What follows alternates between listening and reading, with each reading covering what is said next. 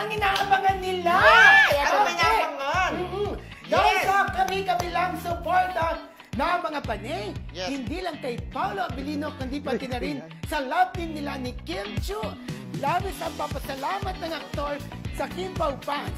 Narito ang kanyang mensahe.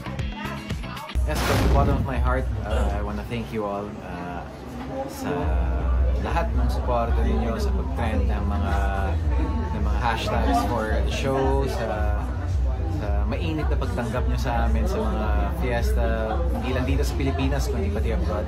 So from the bottom of my heart, I want to thank you everyone. Ang galbo. Ayan, yan. Gusto ko yan. Ito naman, nakilig niya ang mga kandidata ng Binibining Moncayo 2024. Nalaman kaya yung girlita amor na yan? Alam mo yung candidate number 9, hindi niya talaga napigilang yakapin si Paolo sa sobra talagang gwapo at kinikilig talaga siya. Pero alam mo, may mga bumatikas din. Number 9 ba yan o 10? Hindi, yung number 9, wala yata sa video. Yung number 9 talaga, sobrang kilig. Niyakap niya na nilang beses si Paolo Abilino. Ganon na. Hindi ba nakakatuwa ka? Excited ka kasi talagang nakasama mo si Paolo, di ba, Frenchie? Parang sana tinanong mo, jowa mo na ba si Kim? Di ba yung assignment mo? Meron? Ay, meron? Ay, ano ba ito? Nakaamin mo ba, Frenchie? Alam mo nung tinawag ang pangalan ni Paolo? Sigawan. Dumagundong talaga ang buong Moncayo, Davao. Ano ba tawag yung stage? buong Coliseum. For sure, Frenchie. Ay, ang ganda. Mas maganda kaya ang ganda, ayan si Jerry Gonzalez. Si Sipsop. Siyam say Supsop, di ba? Andiyan yung kaibigan natin si producer, di ba? Oo, si At saka engineer. nung nagpasalamat siya, pinasalamatan niya yung mga Kimpaw. May binanggit din siya. Sabi niya, lahat ng magaganda po rito. Sabi niya gano'n. Lahat ng mga chinita, sigawan ng mga tao. Tapos sinisigaw. Parang sa chinita, Oo. no? Tapos yung mga tao daw gumano, no? Sabi sa nagpasingkit-singkit. Ano ba yan? Si Kim Chiu ba yan? Hinahal si Kim Chiu for sure, di ba? Kim Chiu, si Kim Chiu gumanon kay Paolo. Yes, at may mga siya, may mga fans na taga Maynila na pumunta talaga doon. Ay, alam ko na! Parang nakita ko doon si Melody. Grabe. Di ba si Melody kasama yung nagpakain sa atin? Talagang support. Yung kila Emily, di ba? Yung grupo niya.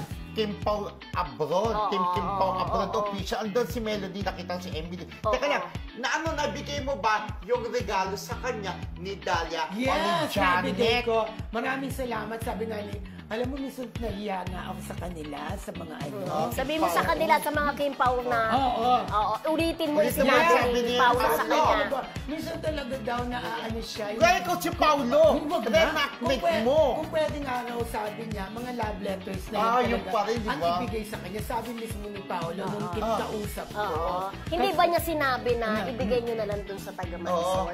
Sabi niya, ibigay. Pero until now, si Paolo gusto pa rin niya, basta appreciate pa rin niya yung mga letters. Love letters. Nababasa niya talaga. Pero, iba pa rin talaga ang magmahal kasi ang Kim Pao. Pagka iba yung material na nabibigay nila, di ba? Sabi niya, Kuya Rodel, kasi ayaw ko rin silang nagagastos. Sabi niya gano'n. Ang sabi sa akin nalang gastasan nila. Sabi mo? Hindi, pero ito naman may explanation naman yung mga ibang panay doon sa pag-gift na mahal, ganun-ganun. Kasi yun lang daw talagang way nila.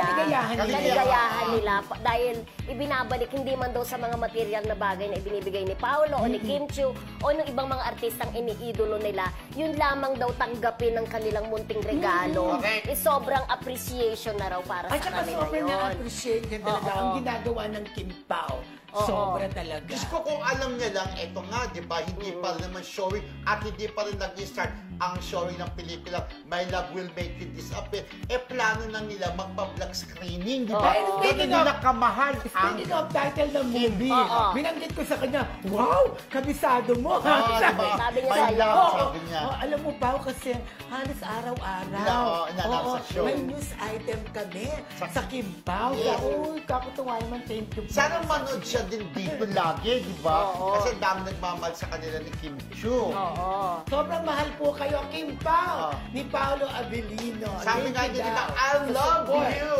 Te quiero mucho. Sabi ni Paolo, di ba?